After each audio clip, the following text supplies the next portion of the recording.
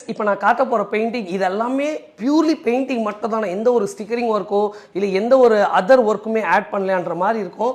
So பாருங்கள், ரொம்ப சூப்பராக இருக்கும் கைஸ். இது வந்துட்டு ஒரு டிஃப்ரெண்ட்டான ஸ்டைலில், அதாவது இங்கே வந்துட்டு அந்த கோப்ராவோடைய ஸ்கின் டோன் லேயரில் பண்ணியிருக்கோம். இது எவ்வளோ லேயர் பெயிண்ட் யூஸ் பண்ணியிருக்கோம் பாருங்களேன். இதுலேயே தெரியும் எவ்வளோ ஒரு டஃப்பான ஒரு ஜாப் இதுன்னு. But still we have took a காம்படிஷனுக்கு வந்துட்டு தயாராகிட்டு இருக்குன்னே சொல்லலாம் இந்த வண்டியை. So blue, light blue, dark blue, இதில் கோல்டு, இங்கே வந்துட்டு பிளாக் நடுவில் ஆட் ஆயிருக்கு, அண்ட் இங்கே வந்து டார்க் ப்ளூ. ஸோ கைஸ், ஓவராலாக இந்த வண்டி வந்துட்டு ஒரு தரமான அவுட்புட் வரோன்றதுல எந்த மாற்று கருத்து கிடையாது. இது வந்துட்டு டேங்க் மட்டும் தான் உங்களுக்கு நான் காட்டியிருக்கேன். See how beautiful the tank have game. And இதோட சைட் பாக்ஸஸுமே நான் காட்டுறேன்.